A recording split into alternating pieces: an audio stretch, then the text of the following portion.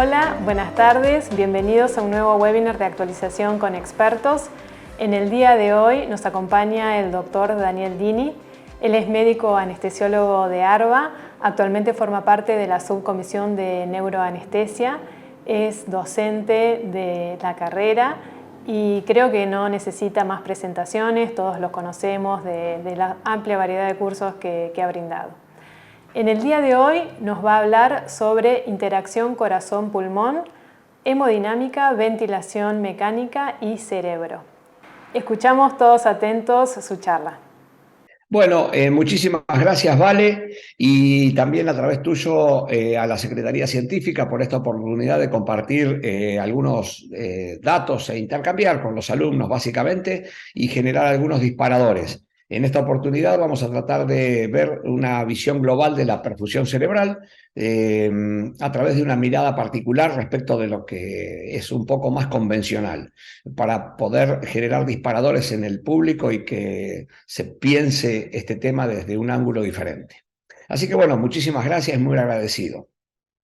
Yendo concretamente al tema original, quiero mencionar que yo formo parte de la subcomisión de neuroanestesia de la Secretaría Científica de la ARBA y en este momento, y que, como dije previamente, bueno, vamos a hablar un poco de la perfusión cerebral desde un punto de vista muy particular.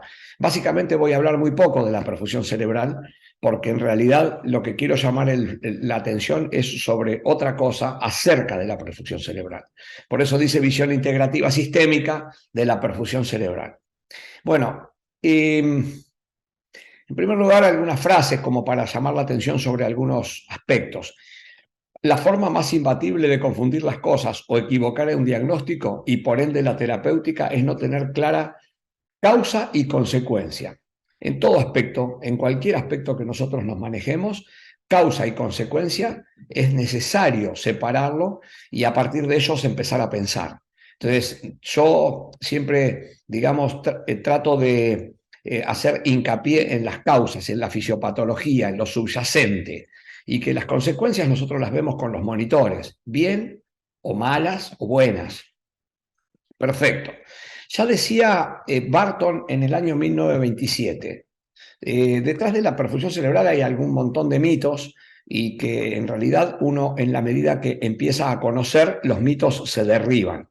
Pero él ya decía que no es más difícil en la circulación que la sangre fluya cuesta arriba que cuesta abajo. Eso tiene todo un gran concepto a partir de que si nuestra volemia está bien, el corazón lo único que hace es generar una energía que va a vencer la resistencia de las carótidas para subir la sangre al cerebro cuando estamos en bipedestación. Básicamente es eso.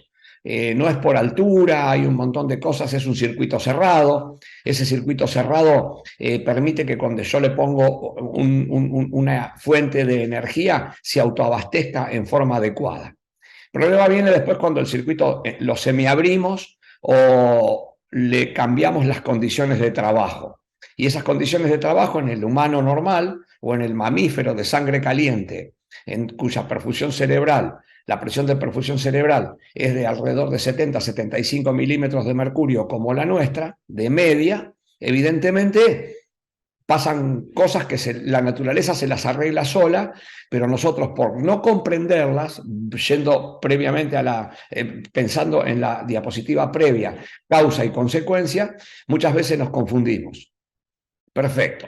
Yo les quiero dar un dato acá que es bastante curioso y que en general se pasa por alto, que no es menor, por otro lado, a la hora de la perfusión cerebral, en donde hay que considerar densidades, masas, pesos y perfusión. ¿Qué es eso? Bueno, miren, nosotros tenemos una fisiología muy particular y la naturaleza a través de miles de años nos ha configurado de una manera en la cual somos bastante eficientes en el mantenimiento de la vida, en varios aspectos. Teniendo en cuenta que la vida en un ser vivo, especialmente en un mamífero de sangre caliente, se mantiene con dos órganos funcionando bien, si no, no se puede pensar en la vida, en el corazón y en el cerebro. La reproducción depende de esas dos cosas, el corazón y el cerebro. El resto de los órganos después se arreglan, pero básicamente un mamífero no se puede reproducir sin alguno de esos dos órganos. Y eso es lo que propende la naturaleza habitualmente. Entonces, o generalmente. Yo les voy a dar un dato pequeño hablando de la densidad del líquido cefalorraquídeo y la densidad del cerebro. Acá, como vemos, el LCR tiene 1007 de densidad y el cerebro tiene 1040. Entonces dice, ¿qué es esto? ¿Es física? ¿Cómo es esto? Y sí, la física no la inventó el hombre, la física existía antes. Nosotros lo que hacemos es describir lo que vemos y le hemos dado alguna cosa que tiene que ver con números y con racionalidad para poder comunicarnos en el idioma en que lo hacemos. Y básicamente estas densidades diferenciales en el cerebro reduce el peso del cerebro de 1400 gramos cuando lo sacamos y lo ponemos en una balanza a 47 gramos. ¿Y qué tiene que ver esto? Bueno, básicamente tiene que ver que el cerebro está flotando en el líquido cefalorraquídeo. Se dice, ay, sí, ya lo sabía yo a esto. Sí, es verdad. Probablemente todos lo sepan a eso y me alegraría que sea de ese modo. El problema es que no lo relacionamos con la perfusión. Si el cerebro no tuviera estas características diferenciales en cuanto a las densidades del líquido y del cerebro mismo dentro de la cavidad craneana cerrada y que su peso ahora fuera de 47 gramos puesto in situ y que pesa 1400 gramos en una balanza cuando lo sacamos, evidentemente debería ocurrir algo, que es que debería tener un hipotético gradientes de presiones para profundir distintas alturas del cerebro. ¿Cómo es eso? Bueno, si yo tengo que el peso, valga la redundancia, pesa más en la medida que la columna de densidades se acumula por encima de lo de abajo, básicamente el mayor peso estaría apoyado en el agujero occipital cuando yo estoy en situación bipedestante. Y cuando me acuesto estaría en el occipital. Y bueno, ¿qué pasa con eso? Necesitaría presiones de perfusión diferenciales, porque también la presión de perfusión debería cambiar. ¿Y eso qué tendría que ser? Y bueno, miren, el cerebro nuestro se debería perfundir, según la teoría, si no tuviera esta densidad relacional entre el líquido cefalorraquídeo y el cerebro, en la parte superior, he puesto números hipotéticos, con 65 milímetros de mercurio, pero necesitaría un poquito más en la medida que estamos en la parte diferencial. Y a la vez, cuando cambiamos de posición, esos gradientes deberían ir cambiando y adecuarse al cambio de presiones necesarias para perfundir el cerebro. Sin embargo, eso se uniformó alivianándolo, entre comillas, como elemento flotante con la física de la densidad del líquido cefalorraquídeo. Y eso nos da la posibilidad de perfundirlo uniformemente y a través de dos arterias de manera sin tener que regionalizarlo para perfundir. Eso no lo inventé yo, está en el Cottrell, en el libro de neuroanestesia, en la edición de 2017. Lo cierto es que si nosotros dejamos pasar por alto datos tan importantes, evidentemente causa y consecuencia se nos van a mezclar. Muy bien, de vuelta a esto. Y miren esto. El cerebro no es un problema en tanto se optimicen varias cosas. Fíjense que aquí yo he puesto una imagen así de ambas personas muy displicentes, como que el cerebro no les interesa. La filogenia evolutiva determina que el cerebro solo demanda, los demás cumplen. Es lo mismo que los tejidos periféricos. El cerebro forma parte de los tejidos periféricos. Perdón. Y los tejidos periféricos generan la demanda y el corazón puede o no, cumplir con esa demanda. Eso lo sabemos como elemento de lo que es la perfusión sistémica. Y este cerebro, obviamente, con algunas particularidades relacionadas al consumo elevado y a la falta de reservas de oxígeno, depende de la fracción de extracción. Y esa fracción de extracción permanentemente está casi siempre al máximo, con lo cual la DO2, la disponibilidad de oxígeno, pasa a ser dependiente exclusivamente del flujo. Entonces, es muy sensible a los cambios de flujo, no de presión. Lo que nos perfunde los órganos somos flujo, por eso hay que diferenciar perfectamente una cosa de la otra. Bien, y acá he hecho un esquema, así tipo un diagrama de flujo, relacionando distintos factores para darle una especie de idea de teoría de conjuntos a la presentación que voy a hacer. Si yo tengo aquí que está la hemodinámica sistémica, el retorno venoso, la ventilación mecánica, la interacción corazón-pulmón, el sistema nervioso autónomo y el medio interno, voy a tratar de jerarquizar, porque todo esto obviamente, si bien es cierto que es mucho más nutrido la cantidad de ítems que rigen la perfusión cerebral, lo cierto es que tenemos que hacer foco en algo. Y yo esto inclusive lo voy a reducir un poco más, no voy a hablar de todos, pese a que van a estar siempre ahí subyacentes volando en el aire la mayoría. Lo cierto es que en función de todo eso podemos poner el cerebro delante, pero a su vez, si nosotros pensamos en cada uno de los ítems que está perimetral al cerebro, podemos relacionarlos entre sí. Sabemos que la interacción corazón-pulmón, por ejemplo, forma parte de la hemodinámica sistémica, que ahora lo vamos a ver. Sabemos que a su vez la hemodinámica sistémica y el medio externo están relacionados y se retroalimentan. Sabemos también que la interacción corazón-pulmón y la ventilación mecánica están súper directamente relacionadas. Y también tenemos que el retorno venoso y el medio interno, dependiendo a su vez de la hemodinámica sistémica, y los podemos mezclar como se nos dé la gana durante mucho tiempo, y siempre van a estar relacionados y retroalimentándose positiva o negativamente. Entonces, esto hace que nosotros debamos pensar la perfusión cerebral como un evento, digamos, relacional, directa con lo que sucede alrededor de ese cerebro. Entonces, en lugar de enfocarnos con lo que significa, ¿qué presión tengo? Sí, bueno, la presión a su vez es resultante de otras cosas. Y si esas resultantes, alguna está, los orígenes de esa presión, causa y consecuencia de nuevo, están alterados, evidentemente no voy a tener buena presión. Entonces, lo que yo voy a tratar de dejarles acá como inquietud central de todo esto es que en realidad el cerebro sufre las consecuencias. Y si nosotros no lo encaramos con esta filosofía, cuando tengamos un problema de perfusión cerebral, de lesiones o algún otro inconveniente, evidentemente debemos pensarlo que fue consecuencia de algo que se nos escapó. Si no lo pensamos de ese modo, no vamos a tratar de solucionar nunca las causas subyacentes.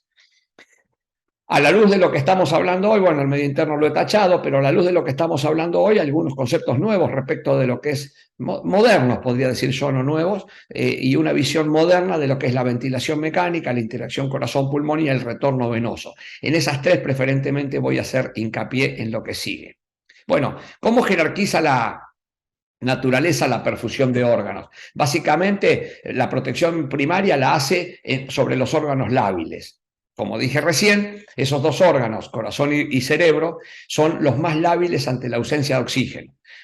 Sabemos perfectamente que otros órganos se las arreglan mejor con baches o con disponibilidades bajas, aumentando su fracción de extracción y con algunos mecanismos compensadores ante la hipoxia transitoria. Sin embargo, no ocurre lo mismo con uno de estos dos, o con ambos, perdón, porque sabemos perfectamente que se infartan o les va absolutamente mal con unas grandes alteraciones.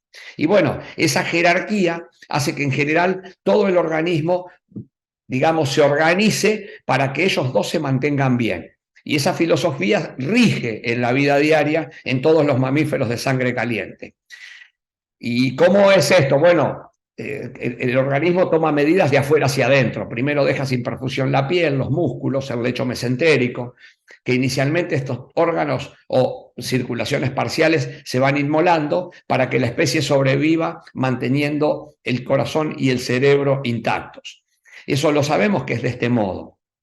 Ahora, ¿qué pasa cuando nosotros intervenimos, por ejemplo, con anestesia y estas jerarquías las alteramos? ¿Por qué las alteramos? Y bueno, si yo hago una anestesia raquídea, por ejemplo, sabemos perfectamente que del nivel de bloqueo para abajo, la piel y los músculos va a seguir perfundida. Eso por ahí lo pensamos bien desde el punto de vista de lo que es, no sé, la pérdida térmica y el calentamiento y o enfriamiento de un paciente bajo anestesia regional.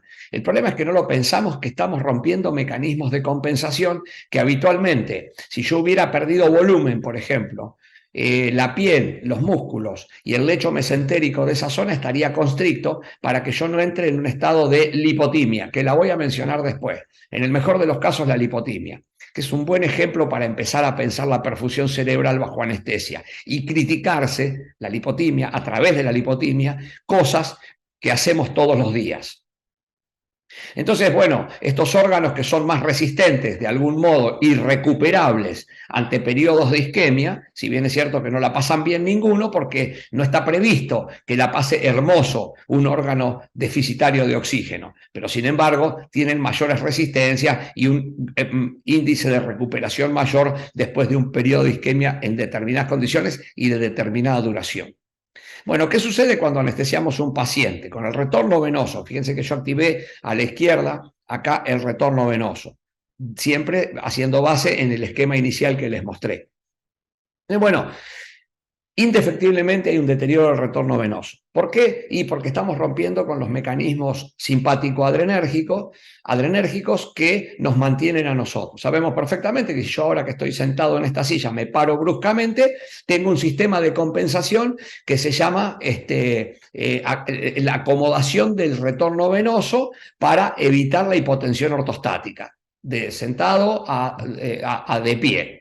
Bueno, cuando yo deterioro esos sistemas, porque todas nuestras drogas, de algún modo u otro, terminan siendo bloqueantes cálcicos, allá lejos, de algún modo, terminan bloqueando el calcio.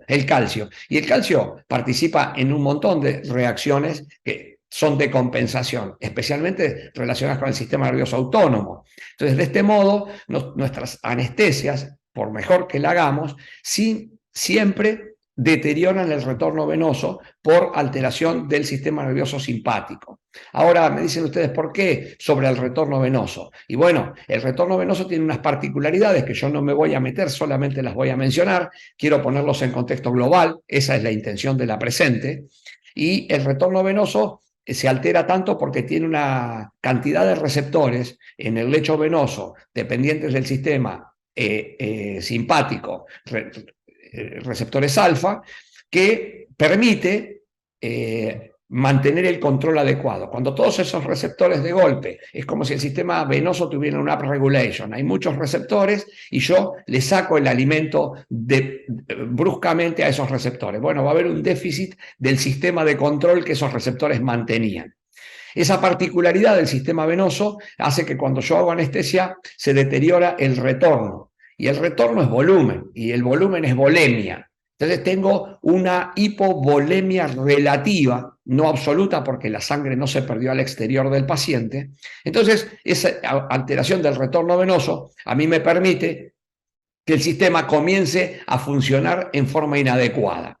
¿Y eso qué pasa con eso? Bueno, evidentemente yo tengo que tener en cuenta que acá se alteran cosas, que es el retorno venoso al ventrículo derecho, y por ende al lecho pulmonar, y por ende a la aurícula izquierda, y por ende como precarga del ventrículo izquierdo, y luego impedirá que eso se transforme en volumen sistólico para mantener el gasto cardíaco. Y ahí me fui por todo el circuito en forma mental. Y eso, bueno, altera los volúmenes, altera las presiones y altera la presión de lleno y también altera el flujo. Acá quiero diferenciar dos o tres cosas que las voy a mencionar un poquito más después a lo largo de la presentación, pero lo cierto es que nosotros medimos presiones. Muy pocas veces medimos volúmenes, excepto que estemos con el ecógrafo o con algún sistema que estime volumen sistólico y a través de frecuencia gasto o volumen minuto. Lo cierto es que el 99% de nuestras anestesias estamos midiendo presión y esa presión no es directa, la presión es consecuencia. Nosotros medimos la consecuencia de algo que ocurre. Bueno, ¿qué es la consecuencia? ¿Cómo la presión es consecuencia de? Sí, perfecto. La presión es la consecuencia de la relación continente-contenido y de la bomba energética que propulsa ese contenido dentro del continente. Si yo no lo pienso de ese modo, estoy confundiendo causa y consecuencia. ¿Por qué? Porque la consecuencia del proceso es la presión, que es lo que mido en el monitor, pero estoy desestimando tono vascular, que es continente, y estoy desestimando volemia, esa es más directa, que es contenido, pero también puedo desestimar bomba, que es energía. Entonces, si yo no presto atención a esas cosas, el deterioro del retorno venoso me altera la relación continente-contenido.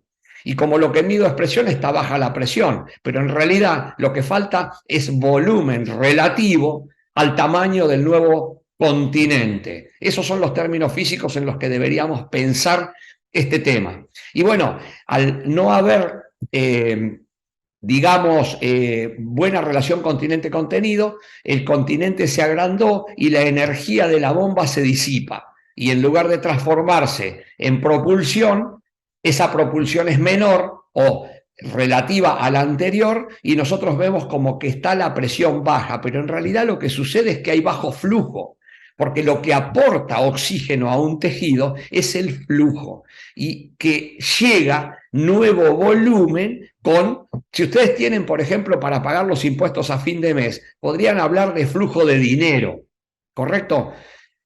Pero también podrían hablar de cuánta presión ese dinero ejerce en la caja fuerte en la que lo tienen guardado. Sí, pero si yo no lo saco de la caja fuerte, no voy a poder pagar los impuestos. No sé si el ejemplo sirve, pero quiero que por favor quede claro el concepto de volumen y dentro del volumen la relación continente-contenido, de la presión como consecuencia de esas dos y del tercer factor que es la energía propulsora de la bomba. Recién ahí yo tengo un flujo que será capaz de transportar. Entonces, cuando yo deterioro el retorno venoso, la energía de la bomba se disipa en un continente mayor, el volumen se repartió en un continente mayor y eso hace que haya caído la presión. Pero detrás de la caída de presión debemos interpretar que cayeron los flujos y por eso el cerebro puede entrar en deterioro de la disponibilidad de oxígeno. Perfecto. Bueno, ventilación mecánica y hemodinámica sistémica. Obvio, yo no voy a profundizar en ninguno de estos temas. Lo que quiero es que quizás se entienda la filosofía con la cual se debería pensar la perfusión cerebral y en realidad, si nosotros arreglamos de esto, esta parte con esta filosofía, evidentemente se arregla también cualquier perfusión de otro órgano, salvo alguna particularidad que tenga en alguna circunstancia determinada. Bueno, la ventilación mecánica acá genera la inversión de las fuerzas ventilatorias, puede generar colapso o atelectasia, o por la contraria, sobredistensión, según como tengamos el modo ventilatorio, o cómo hayamos uniformado el pulmón para poder ventilarlo. Entonces eso a mí me puede dar problemas en la interacción corazón-pulmón. ¿Por qué es eso? Porque básicamente, si yo lo pienso de este modo, ambos órganos están relacionados en este punto, que lo vemos acá. Tenemos un grupo de 3 alvéolos en inspi por la izquierda y en expiración por la derecha. Y vemos que el alvéolo de la izquierda, si me siguen el cursor, tiene aquí estos pequeños circulitos que están formando parte de lo que es el vaso intraalveolar. Y tiene un circulito aquí en el medio que es el vaso extraalveolar. Perdón, se me tocó la diapositiva. Estos dos órganos están unidos y acá, como estaba describiendo, tiene esto. Cuando nosotros pasamos de inspi a expi, los vasos intraalveolares, que son los que están acá en este alvéolo, con las flechitas señalados, se comprimen. Esa compresión genera un aumento transitorio de la resistencia vascular pulmonar, porque estos vasos de la izquierda tienen mayor diámetro que estos. Y el estiramiento por el agrandamiento del volumen de los alvéolos que componen esta unidad alveolo-capilar genera como una especie de agrandamiento o permisividad sobre el flujo en los vasos interalveolares. Pero resulta que la verdadera resistencia vascular pulmonar no está en los interalveolares, que son los que se agrandan, está en realidad en los vasos intraalveolares. Estos vasitos, al ser comprimidos con la respiración cíclica, a nosotros nos generan el evento interacción corazón-pulmón en ventilación mecánica. ¿Y qué pasa con esto? Bueno, acá ocurren varias cosas. Si yo tuviera los alvéolos permanentemente en un estado de expiración, que es el de la derecha, que podríamos simularlo con una sobredistensión alveolar o con la autopip en ventilación mecánica, evidentemente estos alvéolos van a estar comprimidos. Y esa presión de compresión me aumenta la resistencia vascular pulmonar. Ahora, si yo no hago las cosas bien y acá, hipotéticamente, donde está circundando el cursor, yo tuviera un alvéolo colapsado, también puedo tener aumento de la resistencia vascular pulmonar como en el sobredistendido. ¿Por qué? Por un mecanismo diferente, pero que llega al mismo punto: vasoconstricción pulmonar hipóxica. Entonces, entre la vasoconstricción pulmonar hipóxica, que no está en esta diapositiva, y la sobredistensión del otro lado, en cuyos casos yo tengo aumento de resistencia vascular pulmonar, evidentemente tengo un término medio de trabajo que es el óptimo, que se logra optimizando la ventilación mecánica. Después vamos a ver un poco un comentario acerca de este evento.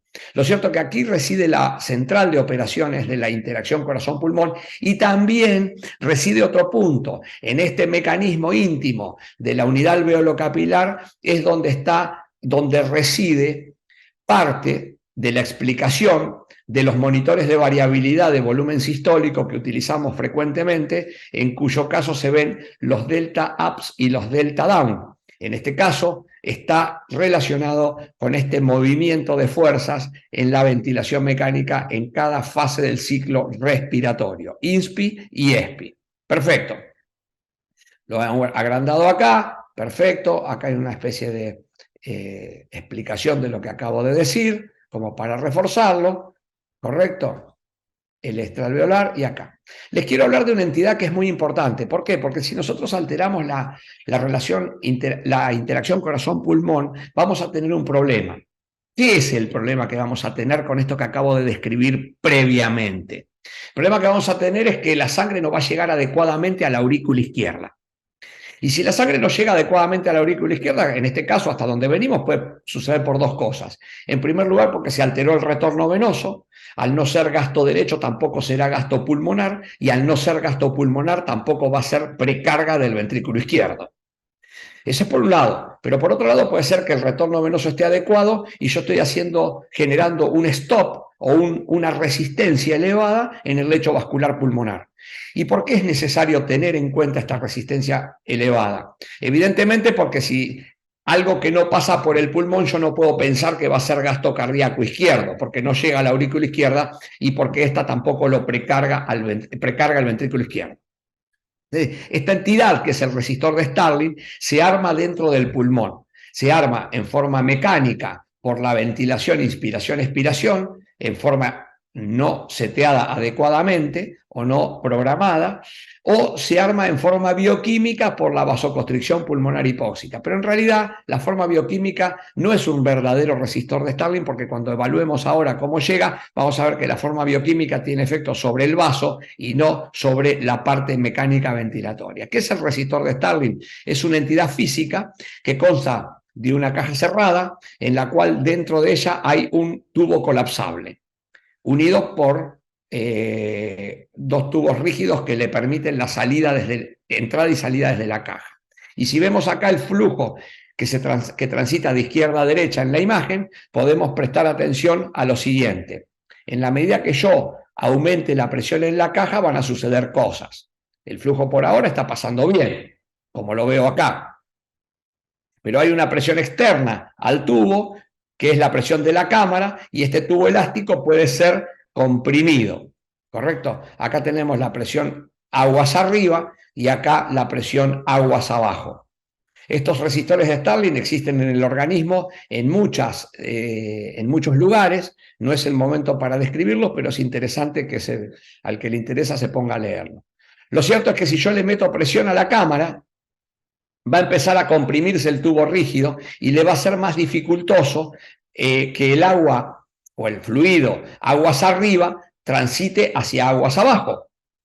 Esto puede suceder de una manera que es bastante previsible cuando yo pienso que tengo una presión intraluminal, una presión transmural, que es la de adentro de la luz, y la de afuera de la luz. Ahora vamos a ver cómo se lleva al pulmón esto, que genera un gradiente transmural de presión y una presión de impulso, que sería la presión entre aguas arriba y aguas abajo con el resistor en el medio. ¿Qué es aguas arriba? Aguas arriba en el resistor este que yo estoy armando es el ventrículo derecho. ¿Y aguas abajo qué es? La aurícula izquierda. Fisiología. Entonces, ahora, si yo ¿por qué puede fallar el funcionamiento de este resistor? Y evidentemente puede fallar por varias cosas, que es porque baje la bomba a la izquierda, o porque disminuye el fluido, medio ya intuitivamente lo deben venir percibiendo, o porque aumente excesivamente la presión. Digamos, si la bomba baja, aunque la presión esté normal, puede disminuir. ¿Por qué? Porque predomina la presión de la caja por sobre la bomba que disminuyó. Si disminuye el fluido, también puede predominar, aunque la presión de acá de la caja sea normal. Estos son los pacientes que nosotros, ahora vamos a ver, con presiones de vía aérea normales, de repente tenemos un problema hemodinámico. Dicen, sacale la PIP porque la PIP lo está deteriorando. Bueno, la PIP quizás te está enrostrando que vos no tenés la presión de bomba o la caída o el fluido adecuado para llenar esta caja y está siendo exagerada relativa, porque la presión transmural la estás manejando inadecuadamente. Entonces aquí, en lugar de sacarle la PIP y entrar en el territorio de las atelectasias, lo que habría que hacer es mejorar el fluido, que es lo que sucede habitualmente, al menos que la PIP esté mal seteada. Bueno, y por otro lado, acá podríamos decir que no interesa a los fines del resistor en sí mismo, pero si yo, por ejemplo, a la derecha, en donde puesto que no interesa, tengo una estenosis severa de válvula mitral, evidentemente todas estas presiones van a resistir para atrás, pero ya, si ustedes se ponen a pensar, no es un problema de esta relación, sino es un problema de este vaso. Perfecto. Esto funciona más o menos de este modo y acá ustedes podrán visibilizar probablemente, esto es un video que fabriqué yo para poder verlo, el ciclo respiratorio es el hombrecito que insufla y la dinámica del vaso intraalveolar en relación al ciclo respiratorio es esa. Y evidentemente acá se puede más o menos visualizar en forma bastante clara cómo desde el ventrículo derecho para adelante serán los delta ups y los delta downs cuando la sumatoria de este proceso en todos los alvéolos simultáneamente escurre un volumen de sangre desde el lecho pulmonar hacia desde el lecho pulmonar hacia la aurícula izquierda y genera los deltas ups. Y luego, cuando esto en fase expiratoria hace lugar, la sangre que viene desde el ventrículo derecho se enlentece llenando este continente y da lugar a los latidos más desprecargados que son causa de los delta down en la variabilidad del volumen sistólico en el monitoreo dinámico. Entonces, si nosotros pensamos esto desde el punto de vista del cerebro, evidentemente este stop o que este resistor de Starling funcione en forma inadecuada, si además le asociamos una disminución del retorno venoso y encima alguien nos aconsejó que tenemos que reclutar al pulmón y ponerle PIP, evidentemente las cosas no nos van a ir muy bien y esto se arregla muy fácil. Manteniendo el retorno venoso, impidiendo que la contractilidad se deteriore o mejorándola en caso que esté deteriorada y seteando adecuadamente el ventilador para poder manejar el resistor de Starling que lo tengamos en nuestras manos. Esto yo estoy harto de explicarlo en los cursos de ventilación mecánica, pero básicamente si uno se desprende de esto, no puede pensar en que va a tener buena perfusión cerebral y tener un paciente en silla de playa o un paciente en la horizontal con 15 grados de elevación de la cabeza con perfusión adecuada en el cerebro que es tan lábil a la hora de la disponibilidad de oxígeno. Y cuando hablo de perfusión, no hablo de presiones. La perfusión implica flujo. Las presiones las medimos, pero es un subrogante de la relación continente-contenido y de esa relación en función de la bomba que genera energía. Eso es presión. Entonces, si yo sé que la presión está mal, debo ir a corregir uno de esos tres puntos, o el continente, o el contenido, o la energía que genera la bomba, para tener buena presión. Perfecto. Bueno, acá tenemos traducido a la biología, el resistor de Starling. Un poco más claro. Perfecto. Ese resistor tiene una cara ventilatoria y una cara vascular. Y en la unidad alveolo-capilar, que es donde acabamos de describir que ocurren estos fenómenos, evidentemente residen dos cosas: el índice de ventilación-perfusión y la poscarga del ventrículo derecho. Si yo desestimo estas cosas, evidentemente voy a estar confundiendo causa y consecuencia. Porque si desestimo que acá reside el BQ, voy a tener desaturaciones que voy a pensar que son por fracción inspirada de oxígeno. Y muchas desaturaciones son por este mecanismo o hemodinámicas por disminución del retorno venoso.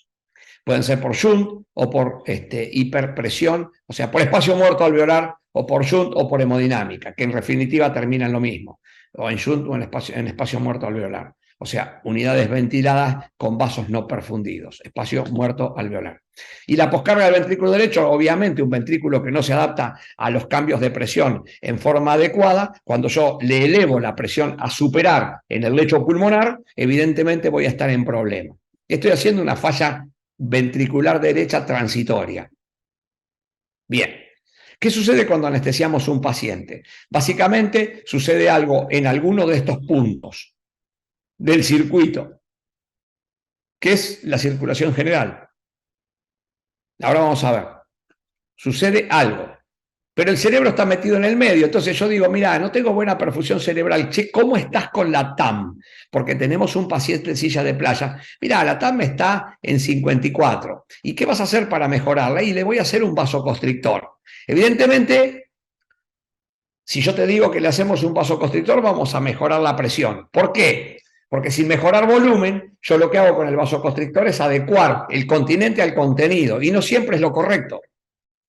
No siempre es lo correcto, especialmente si ese vasoconstrictor es arteriolar predominante. Voy a subir la presión, pero como la presión es subrogante de la relación continente-contenido y de la energía que determinan a su vez un flujo, y que ese flujo intenta escapar del continente y que ese continente recién se genera la presión, evidentemente me estoy perdiendo qué sucede a la hora de tener 54 de TAM. No hice diagnóstico, traté un síntoma.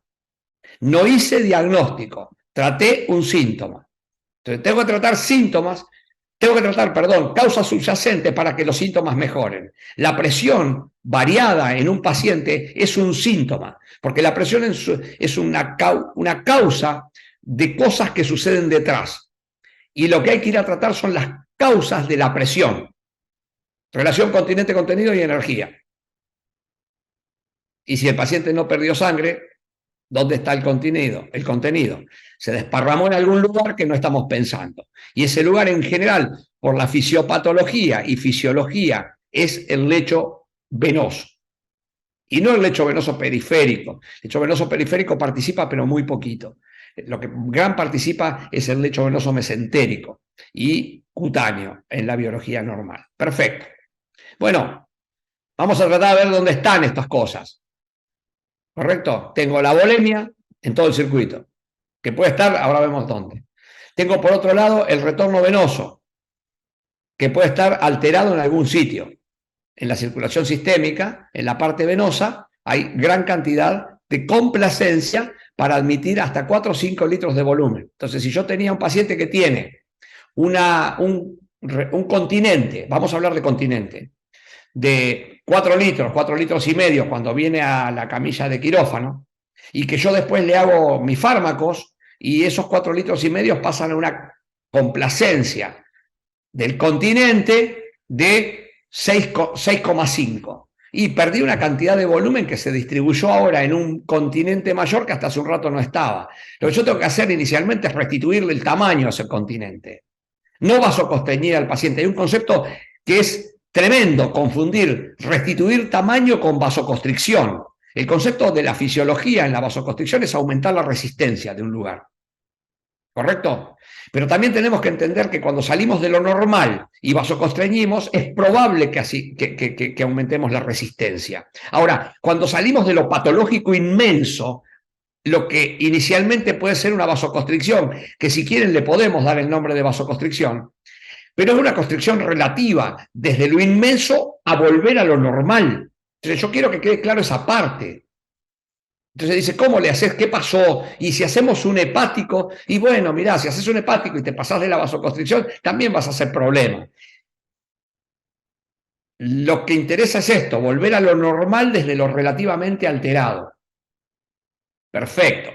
Luego tengo la interacción corazón-pulmón, que es lo que acabo de describir. Puedo tener un stop acá también en este problema. ¿Y yo qué estoy mirando? Y miro la TAM, y quiero cómo está la presión de perfusión cerebral.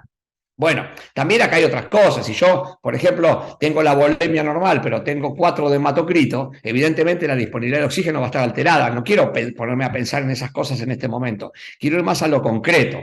¿Correcto? Perfecto. Ya estamos terminando. Después puedo pensar en la contractilidad también, que es cómo el corazón es capaz de impartir la energía necesaria para transportar ese fluido a través del continente. Fíjense que yo les hablé muy poco de sangre, de vasos. Relación continente-contenido, energía propulsora. Eso es lo que tenemos que aprender a pensar para poder pensar estos modelos. Si no, siempre estamos tratando datos en el monitor. Y los datos en el monitor no se tratan. Se mejora la fisiopatología y un momento por ahí, en una de esas, y si tenemos suerte, mejora el dato en el monitor. Perfecto. La contractilidad saco básicamente porque no. Ahora, yo quiero ponerles este ejemplo. La lipotimia en la calle es el mejor ejemplo de cómo pueden suceder las cosas en anestesia. Nosotros, la lipotimia es un modelo de hipoperfusión cerebral. Perdón.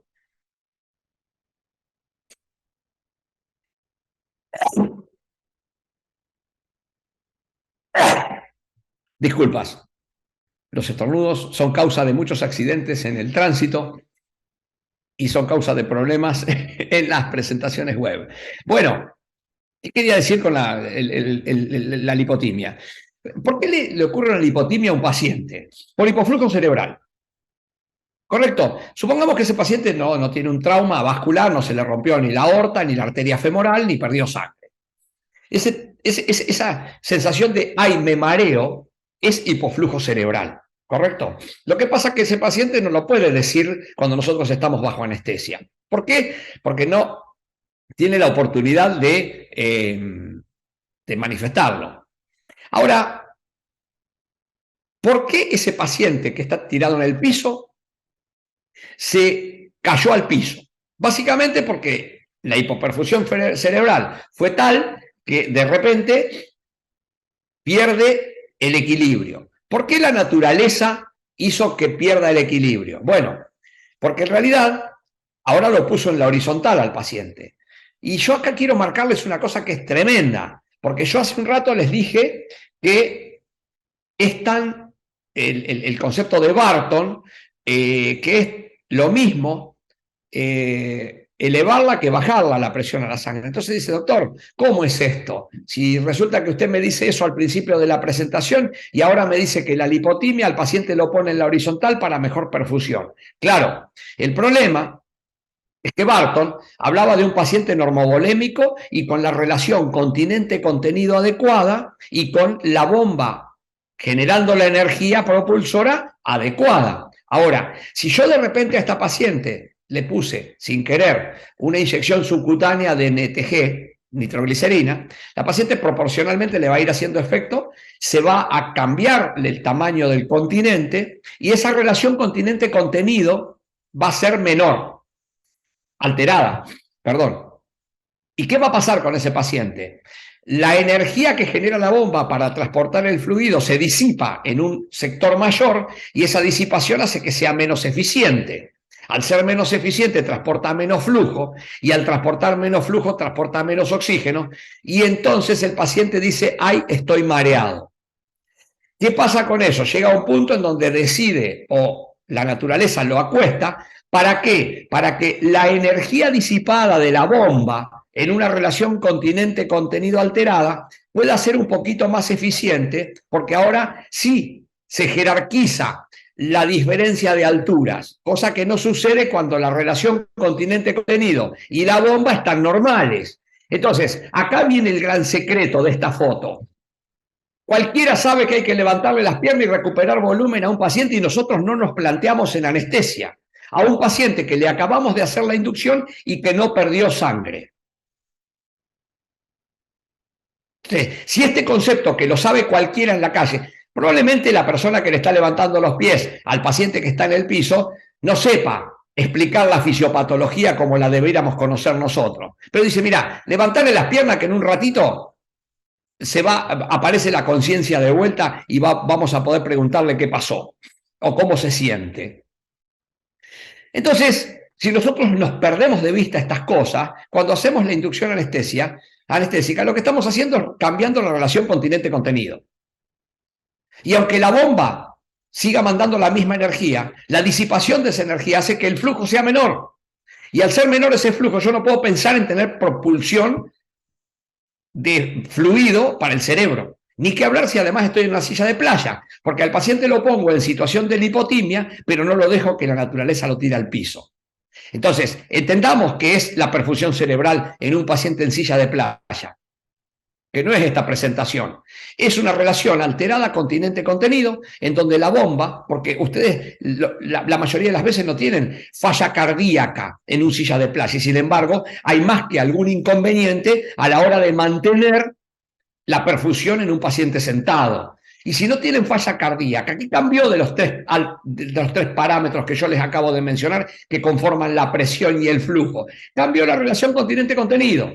En general se alteró el continente, ese continente complace más, el contenido baja su relación proporcional al que sería adecuado y la bomba disipa su energía y la energía no transporta flujo. Y tengo un paciente perfectamente hipóxico sentado al cual no le permito caerse al piso, que lo hubiera hecho la naturaleza.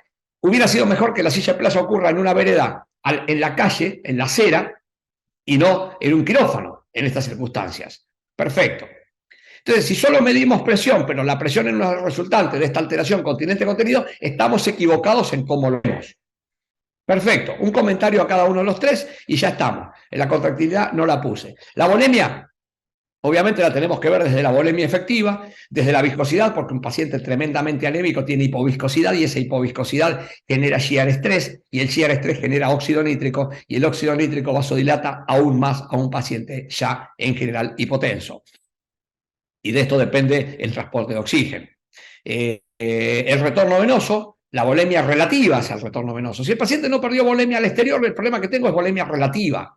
Está todo igual, excepto que cambió la relación continente-contenido y la relación de energía disipada con la bomba que la generaba para transportar un flujo. Por eso el paciente va bien cuando llegó con nosotros y deja de estarlo cuando está con nosotros. Entonces, evidentemente hay cosas que no compensamos y tenemos que acostumbrarnos a compensar lo que hacemos mal. Mejor dicho, voy a rectificar esta cosa. No es lo que hacemos mal, es lo que ocurre indefectiblemente por el hecho del acto anestésico. Cualquier paciente que va a ser sometido a anestesia, especialmente una general, pierde su tono simpático basal, sea el que sea previo. ¿Por qué? Porque nosotros inhibimos mecanismos. Y bueno, la interacción corazón-pulmón implica todo esto, el reclutamiento alveolar, la optimización de PIP, la personalización, la decisión de si hay que reclutarlo o no. Esto es una maniobra terapéutica, es un fármaco instaurado a partir de un ventilador mecánico, en el modo tal que tiene indicaciones, contraindicaciones, modo de saber cómo vamos con la terapéutica, modo de saber cuándo la dejamos de hacer. El BQ, que es la relación ventilación-perfusión óptima en el paciente, en el pulmón, la resistencia vascular pulmonar, porque si yo aumento la resistencia vascular pulmonar estoy en un estado en el cual no puedo abastecer al corazón izquierdo de algo que quiero que salga por la aorta. Entienden que yo he tratado de no usar términos comunes. No puedo abastecer al corazón izquierdo con algo que después quiero que salga por la aorta y que quiero que además la presión en el monitor esté bien. No lo voy a poder hacer porque tengo la resistencia vascular pulmonar aumentada. Y si esa resistencia aumenta, pero además disminuía el retorno venoso, peor aún, porque tengo retorno venoso disminuido, energía de la bomba disipada y una resistencia elevada. ¿Cómo hago para vencer una resistencia si no tengo fuerza o la he perdido? Bueno, y obviamente de eso depende el lleno auricular izquierdo y de ese lleno auricular izquierdo dependerá el lleno ventricular izquierdo. Y eso será gasto cardíaco. Entonces, señores, lo que quiero dejarles como concepto de todo esto tiene que ver con un concepto que tiene muy fácil.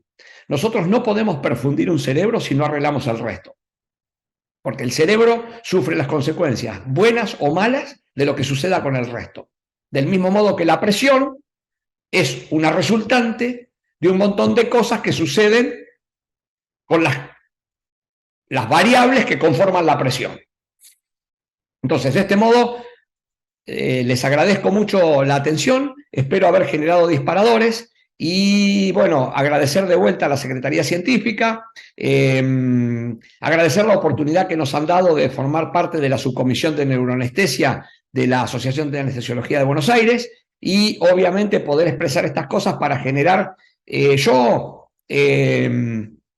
no sé hasta dónde quisiera extenderme con mis expectativas, porque las expectativas en general nunca se cumplen para nadie, para mí, para ustedes, para nadie, y a veces nos desilusionamos con las expectativas, pero mi pequeña expectativa de esto es generarles dudas y generar debate.